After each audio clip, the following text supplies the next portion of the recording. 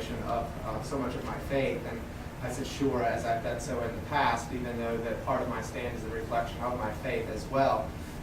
When you bring God into the equation and understand that that he even called Jeremiah, if you want to get into your scripture, you can come and call Jeremiah from the womb, and in Psalm 139 it says, I have fashioned you together while in your mother's womb, while you were yet secret. And then going back to the scientific and the philosophical evidence that I gave earlier, that I do believe that life begins in conception. And it is a common misconception in our general public today that we are reliant upon embryonic cell research to develop these medical advances, when there has been more recent medical research done to say that we can use stem cells from the placenta, and we can also use adult cells to accomplish the same research without sacrificing human life. When we take a look at sacrificing a human life to extend the life of another, we have accomplished nothing in our medical advances. The next question is for you. The question is, someone sent in, they said, I have read that mothers who have abortions regret having them later on, usually.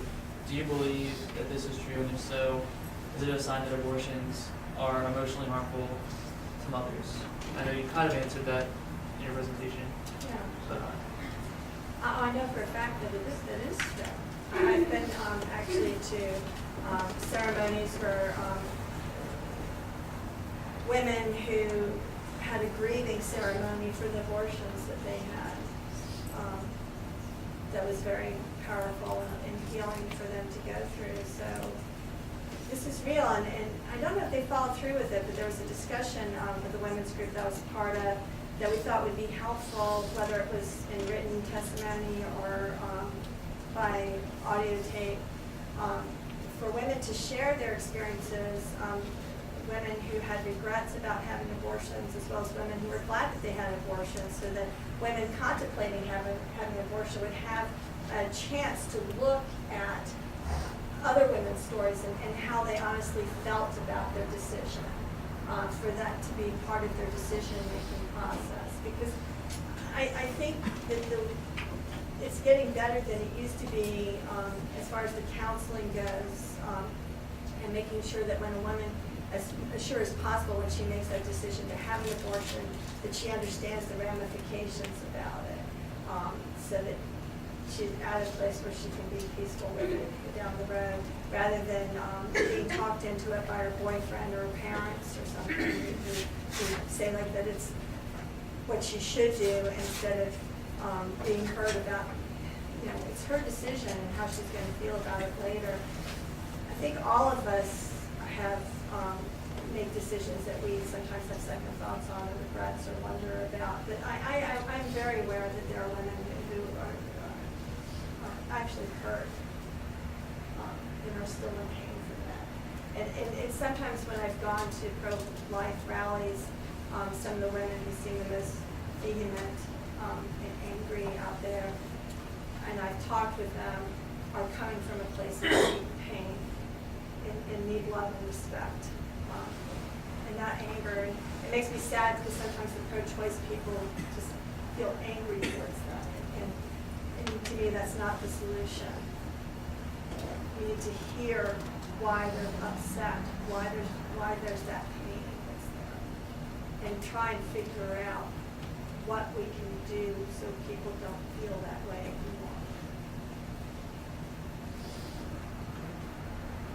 Again, I want to commend Frida for being so open and recognizing the fact that there are women out there who have chosen abortion and are suffering long term, whether emotionally or physically, from their decision, because there's not many of those who hold to a pro-choice stand that will acknowledge that fact. So I commend you. And I think in an area that we can probably agree on is the fact that we should get maybe some more informed consent laws passed that would ensure that a woman has the most knowledge available to her before she makes that decision, so she can understand what are all the possible physical and emotional side effects that she can have from her decision. And if I may, I'll read a couple of statistics of what women suffer after they go through an abortion. This is associated with abortion is a high incidence of negative psychological feelings.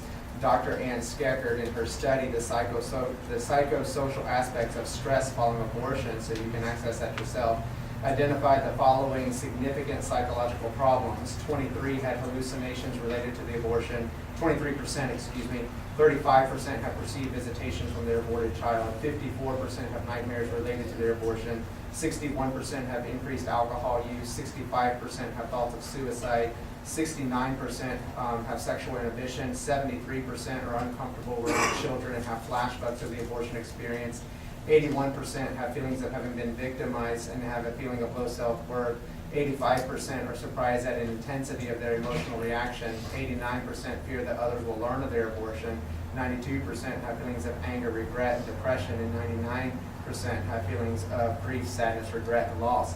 And I think that if a woman had all the information available to her, what could possibly happen during her procedure, emotionally and physically, we could see a change in those disturbing statistics. Even my wife, several years ago, had to go through surgery to have her gallbladder removed, and they had to go through all the possible things that could potentially go wrong during her procedure.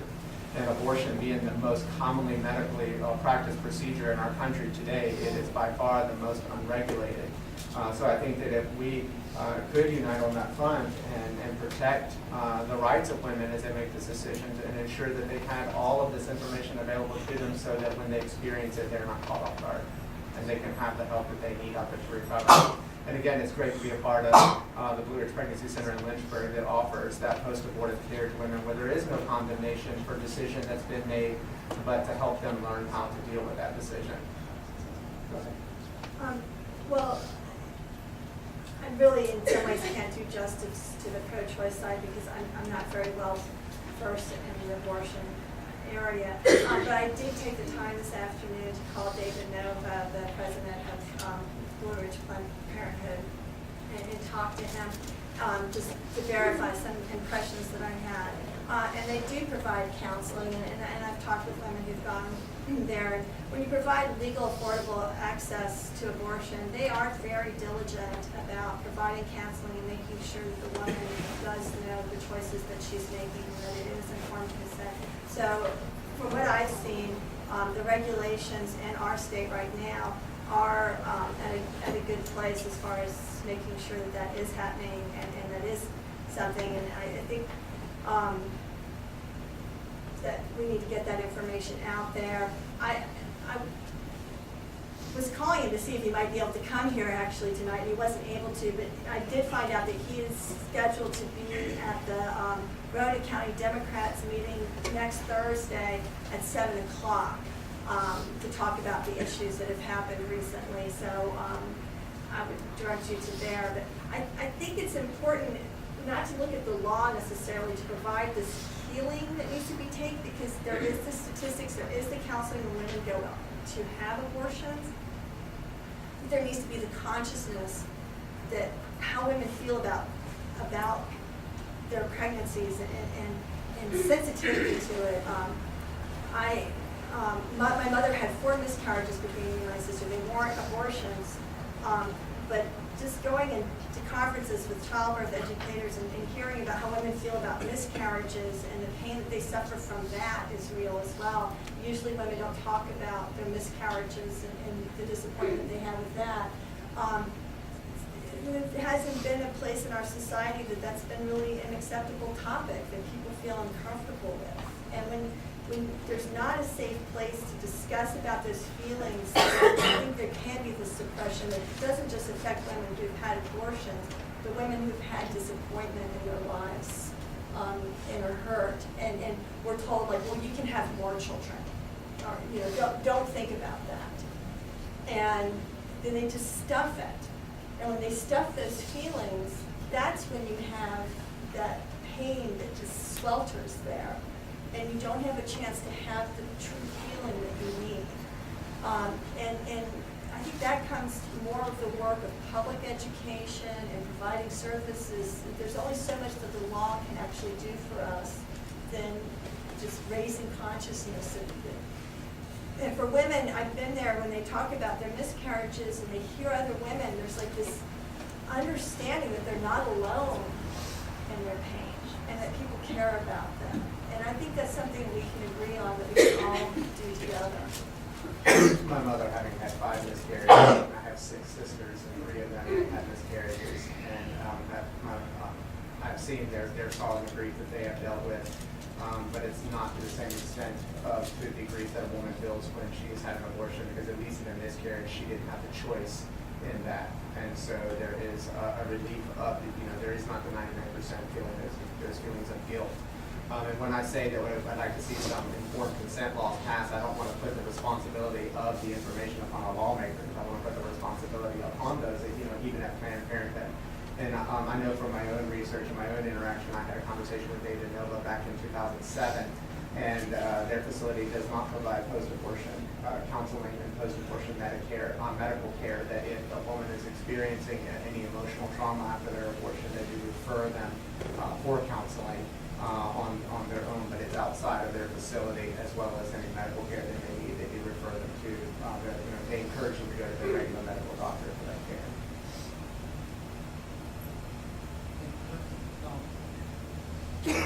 Next question is for Utah. With abortion because of, in the case of rape victims, like a rape victim wanting abortion, I know you said it was about 4%.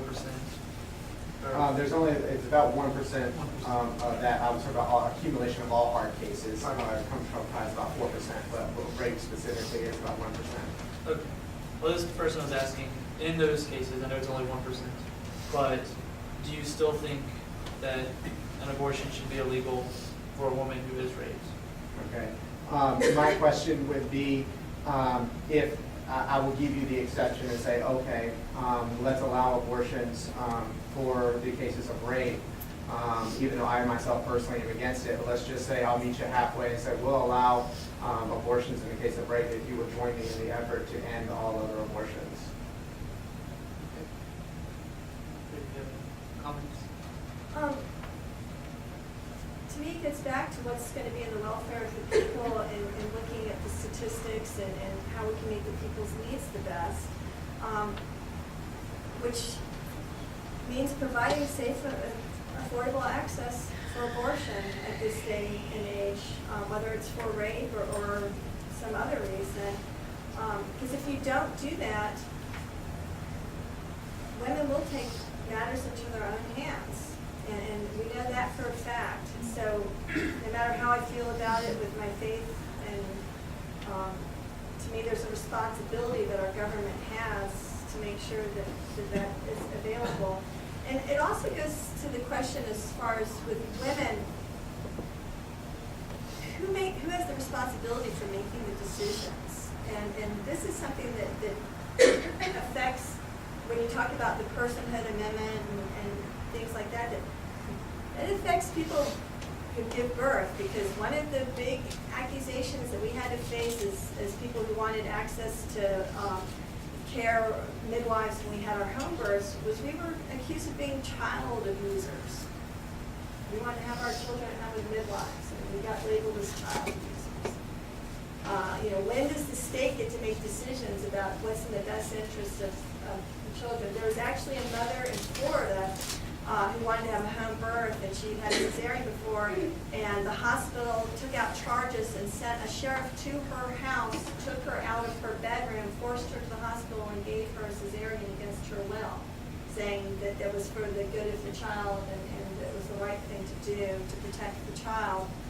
Well, down the road, what that mother did in subsequent pregnancies was she stayed home and never called for help for anybody, and she went on to have healthy children at home, including twins, without the help of the state.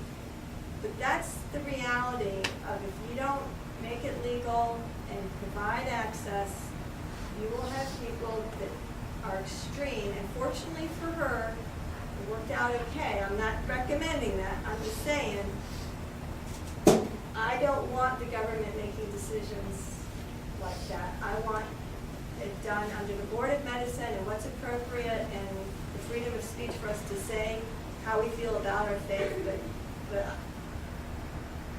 I want people to have legal access to care providers when they need it. If I may, some of the other evidence that, since I was talking about psychological after effects. There was a study done by David Reardon in